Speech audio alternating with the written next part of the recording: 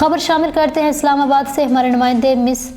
صوبیہ سے زرتاج گل کا انٹرویو کرتے ہوئے۔ جو ہم نے ابھی 8 فروری کو جو الیکشن لڑا اس میں ہمارے سوشل میڈیا کے ایکٹیوسٹ کا بہت بڑا کردار ہے۔ ہم تو حلقوں میں بڑی مشکلوں سے آخری موقع پہ گئے کیونکہ ہمیں تو ابڈکٹ کر لیا جاتا تھا، الیکشن ہی نہیں لڑنے دیا جاتا تھا۔ تو ہمارے 200 سے زیادہ نشانات تھے بلے کے بجائے جو ہم سے زبردستی چھین لیا گیا تھا، تو اس باعث ڈیسیشن کر کے تو اس میں پھر ہمارے یہی سوشل میڈیا کے ایکٹیوسٹ تھے جو ہمارے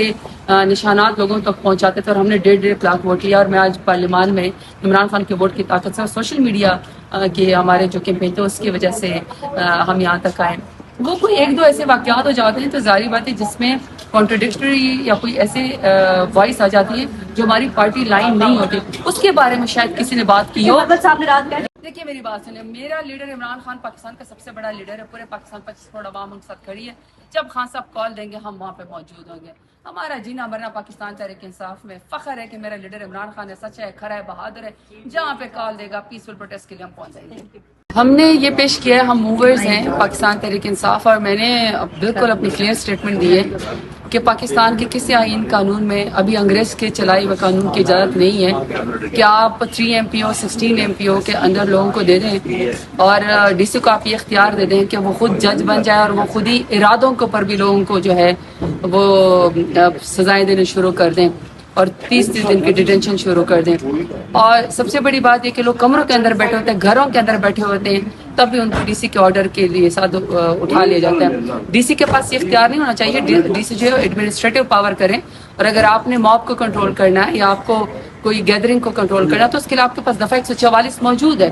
اس کے لیے آپ جو یہ انگریز کے بنائے ہوئے کالے قانون 3 MPO 16 MPO کا بہانہ بنا کے ہم نے ریکارڈ مانگا کہ آپ نے پچھلے 3 سال میں اس کا اتنا ایکسیسو یوز کیا ہے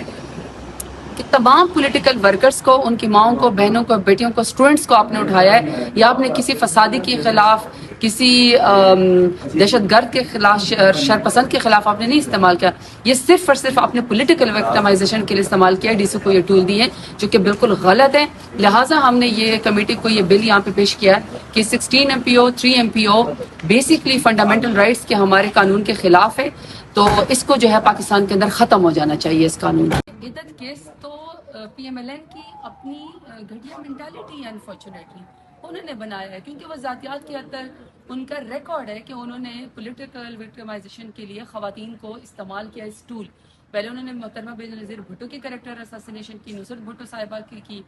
ابھی بلاول ان کے ساتھ بیٹھے، ان کی اس بات پہ اعتراض نہیں، ہمارا کوئی وہ نہیں ہے، لیکن یہ کہ خاتون جو وہ ایک الیکٹڈ پرائم منسٹر تھی اس کے خلاف PMLN نے کریکٹر اساسینیشن کی۔ پھر آپ کے سامنے ان کے اولڈ ریکارڈ دیکھ لیں، محترمہ فاطمہ جناح کے خلاف کی گئی ہے، مادر ملت تھی، میرا خیال ہے کہ یہ وہ زیب نہیں دیتا تھا PMLN کو۔ پھر اس کے بعد اب اگر آپ کے دیکھ لیں بشرا بی بی صاحبہ کے خلاف، ہمارے خلاف، یہاں تو پارلیمان میں PMLN کی طرف سے ہماری خواتین کے اوپر باقاعدہ فزیکلی حملے کیے گئے ہیں،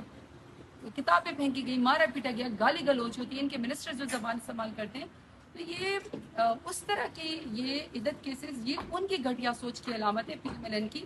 اور ان کے بہت سارے لوگ یہ کہتے ہیں کہ یہ نہیں بنانا چاہیے تھا، لیکن چلو وہ انجام کو پہنچا، بشرا بی بی کو اللہ تعالیٰ نے عزت بخشی، اس لیے وہ تو PMLN کا